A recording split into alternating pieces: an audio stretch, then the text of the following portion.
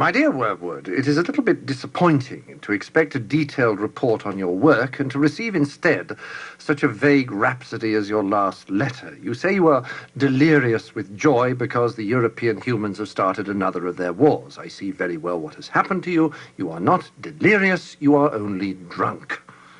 Reading between the lines in your very unbalanced accounts of the patient's sleepless night, I can reconstruct your state of mind fairly accurately. For the first time in your career, you have tasted that wine, which is the reward of all our labors, the anguish and bewilderment of a human soul, and it has gone to your head. I can hardly blame you. I do not expect old heads on young shoulders. Did the patient respond to some of your terror pictures of the future? Did you work in some good, self-pitying glances at the happy past? Some fine thrills in the pit of his stomach, were there? You played your violin prettily, did you? Well, it's all very natural, but do remember, Wormwood, that duty comes before pleasure.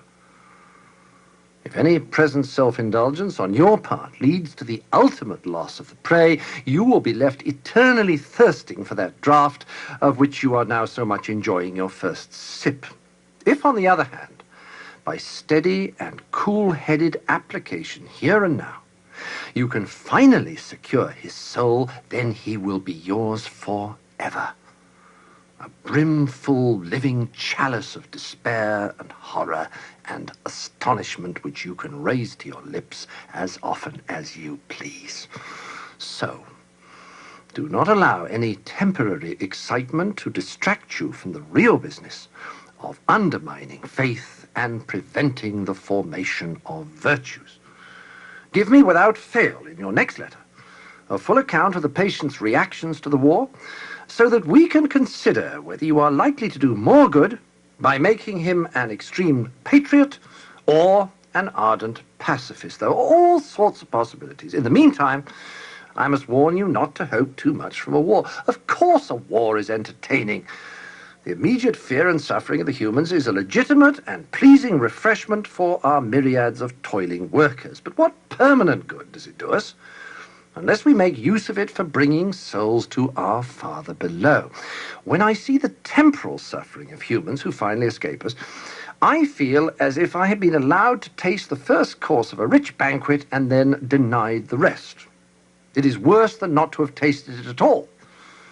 The enemy, true to his barbarous methods of warfare, allows us to see the short misery of his favorites only to tantalize and torment us, to mock the incessant hunger which, during this present phase of the great conflict, his blockade is admittedly imposing.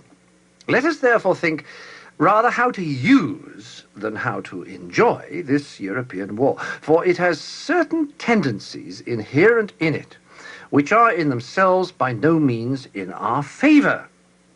We may hope for a good deal of cruelty and unchastity, but if we are not careful, we shall see thousands turning in this tribulation to the enemy, while tens of thousands who do not go so far as that will nevertheless have their attention diverted from themselves to values and causes which they believe to be higher than the self.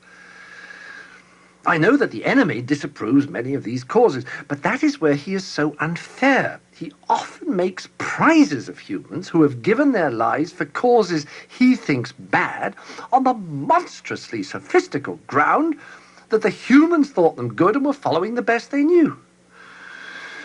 Consider, too, what undesirable deaths occur in wartime. Men are killed in places where they knew they might be killed, and to which they go, if they are at all of the enemy's party, prepared. How much better for us if all humans died in costly nursing homes amid doctors who lie, nurses who lie, friends who lie, as we have trained them, promising life to the dying, encouraging the belief that sickness excuses every indulgence, and even, if our workers know their job, withholding all suggestion of a priest, lest it should betray to the sick man his true condition. And how disastrous for us is the continual remembrance of death which war enforces. One of our best weapons, contented worldliness, is rendered useless.